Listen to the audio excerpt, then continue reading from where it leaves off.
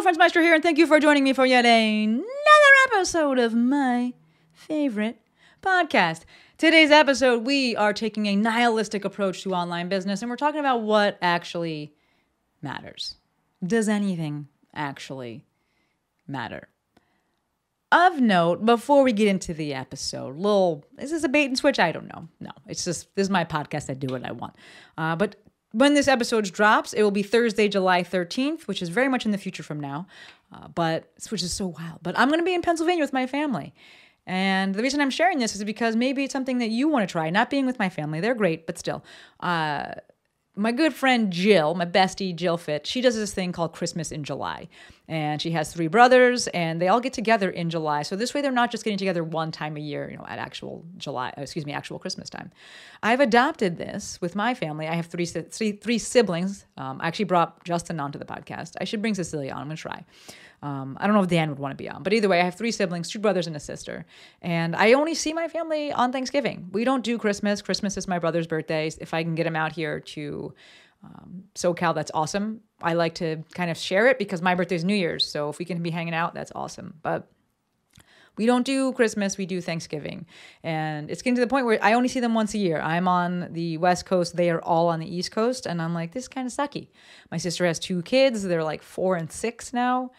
And while I do FaceTime and I talk to them and I see them see my sister pretty much on Instagram and we have a text thread, I don't get to see them. And I was like, this kind of sucky. So we're doing Thanksgiving in July, going to my sister's house, and my mom should show up, my grandmother, and it'll be good. So that's where I will be. And I'll do an episode after that about how it was. But figured I'd throw that out there for any of you that are maybe missing your family and like, hey, I only see him once a year. Like, I don't need to see him 100 times a year, but twice a year would be nice. There's a little thought for you. So second thing before we hop on in is the review time. I've been loving it. I'm going to keep doing it until I run out of them, which maybe soon, we'll see, unless y'all submit some more. Thank you in advance. But today's review comes from Blair Watson. Blair, you the real MVP. Blair said, love this podcast. Have been listening for years. God, thank you. And have therefore been doing what Shantae advises in doing the things. One of the smartest in the biz. I didn't read this before. I literally just copy and paste it and I read it like while I'm on this. And I'm like, oh my God, this is so nice. So nice.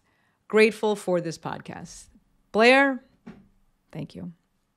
I'm going to keep doing this. It makes podcasting feel less alone. Y'all, you do message me and you DM and I see you share, and that's awesome as well. I love all of it. So any of you that are, the spirit moves you and you feel called to leave a review, I would love it. So the actual episode, we're going to talk about a nihilistic approach to online business. What the hell does nihilism even mean? Let's start off with that. Well, the actual definition, by actual I mean what I got off the internet, is nihilism is the belief that all values are baseless and that nothing can be known or communicated. It is often associated with extreme pessimism and radical skepticism that condemns existence. There have been different nihilist positions, including that human values are baseless, that life is meaningless, that knowledge is impossible, or that some set of entities do not exist or are meaningless or pointless. That's a little aggressive. What I'm actually talking about, and I went with nihilism because I think it's kind of colloquially understood as nothing matters, right? Or it's all, in what I want to switch it to be is it can all work, right? So what I'm most specifically relating this to or speaking to as it relates to online business is that I believe that pretty much anything can work. Any approach can work. So to that end, nothing is necessarily as important as the clever marketers would have you believe. Like, you have to do it this way. You have to do it right now. Like, do you? Because I think you're going to sell me that thing again next year when the doors open up again. So is it that important? Right? My true goal with this episode is simply to have you take action, as Blair said. I want you to do the thing. So perhaps this is kind of like reverse nihilism because we're not pairing it with extreme pessimism, as it said in that definition, but rather realism and perhaps optimism, because the reality is it can all work, and maybe we can have some optimism from that and be like, it can all work. Anything can work. Try anything. So this episode is also somewhat inspired by, not somewhat, a ton inspired by Brian Borstein's episode from Eat, Train, Prosper. I've had him on the podcast. If we could link that, thank you, Courtney. He's the one that programs for Paragon training methods. If you're looking for a hypertrophy training program, it's Paragon or nothing. I now program for myself. I went with them for 2 years. And then when I started volleyball, it just made more sense for me to program for myself and make it more sport specific and be able to kind of change the days around. But if you're looking for programming, it is Paragon. I should say, looking for hypertrophy programming, it is Paragon or nothing. But he did an episode. It was episode 100 for his podcast that he runs with Aaron Straker. It's called Eat, Train, Prosper. And episode 100 was evidence-based nihilism, where he basically reviewed all the literature, or a lot of the literature, and showed that when it comes to the evidence-based approach, you can get hypertrophy, you can grow your muscles with basically any volume, any rep scheme. And what actually matters are simply the things that matter for the individual. So it's kind of that like approach, well, it doesn't even matter because anything could work. And that's exactly how I feel with online business. Like, yes, a clever marketer is going to really look to get you to subscribe to their approach. But the reality is it all works. I have no research to read you. Kill me. I never want to read another research article for my whole life. I hate looking at research. But if you've been in the online space for at least 5 minutes, you've seen there's just a zillion different approaches where you'll get served an ad about this and you get served an ad about that. And this business coach is saying this and that email is saying that. And realistically, folks, they can all work. And what works best for you, or what will work best for you, is going to be based on you. Whether it's organic traffic, paid traffic, SEO, email marketing, where you host your courses, if you have an online course at all, do you have a podcast? Do you use business card? They're still a thing. Do you have a website? How robust is your website? What kind of launch strategy are you using? Do you have a funnel? Do you have a nurture sequence? Upsells, downsells, webinar models, all of these things, they can all work.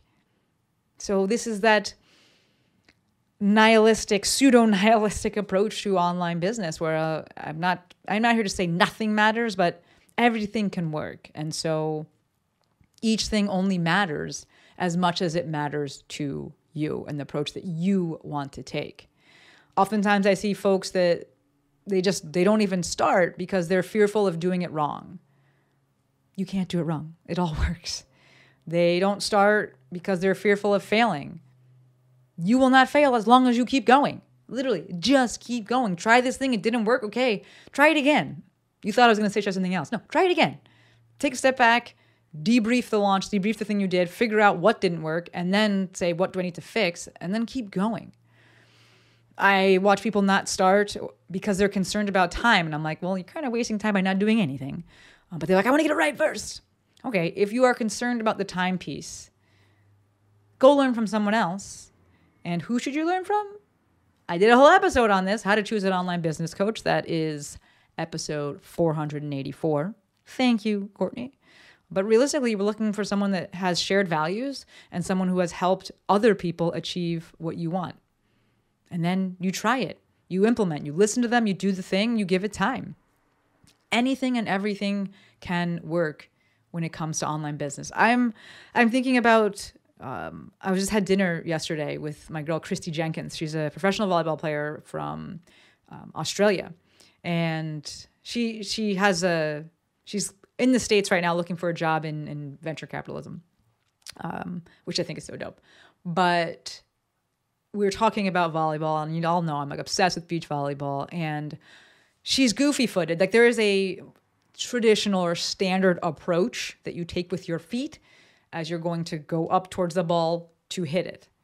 She is goofy because before becoming, this is wild, right? Before becoming a professional volleyball player, she was like a professional trampolinist. I don't know the correct exact word or name for it. And so in doing that, you run up, and the approach, because of that approach, it had her, her cadence and her foot patterning a certain way, which is backwards for volleyball. Chick still crushes with her, what's called goofy, her backward steps. Yes, it makes some things a little bit more difficult at the higher level, but one of the best players in the world, Phil Dahlhauser, also goofy-footed. And when I say goofy-footed, I don't mean like snowboarding or skateboarding goofy-footed. It means that their approach is backwards from the traditional approach. But suffice to say, what I'm saying here is it still works. The reason I'm pulling this example out is because whenever I make an episode, or whenever I try to make an argument for something, I think about all the cases like, does this apply? Does this statement apply universally? Where does it break down? And there are, in my opinion, more objective things like sport, where there's like an efficiency to it. With movement and biomechanics, there's not necessarily a right or wrong, but there can be things that lend themselves to more efficiency. And so that's what I kind of leaned on it and was like, okay, what are some examples of this? And even within that, we see it can all work, right? It can all work. So hopefully this episode can help you cut through the noise a bit that's out there in the online business space and get you to sit with yourself and identify your values, your needs, your problems, and then go and find a solution that matches. You can also just go try things on your own and figure them out as you go. I can liken that statement again to volleyball as well, where there's plenty of people that play at a, we're not going professional, but there's plenty of people that are very good that have no super formal training. I had one in class with me the other day, this guy. He was like, yeah, I just watched a lot of videos and then I just like played a bunch. I'm like, oh, okay, that's cool. That works as well, right? It can all work. It can all work. So as you're thinking about your own online business, or if you're venturing into an online business, start off with, and there's a lot of noise in the space and you're like, should I do this? Should I do that? This marketer told me to do this. Start off by figuring out what problems you actually have. Do you actually have a problem? Do you just think you have a problem because it's a clever marketer? Do you just need more time doing what you're doing? Identify your values, identify your wants, your needs, and then proceed accordingly. Not here to say that nothing matters, but I am here to say that when it comes to online business, it can, and for the most part, all does work. What determines how much something matters is how much it matters to you. All right. That's all I got. Keeping this one nice and short. It was a little bit longer with the last episode. Sorry about that, Emma. As always, endlessly appreciative for every single one of you. Until next time, friends, Maestro out.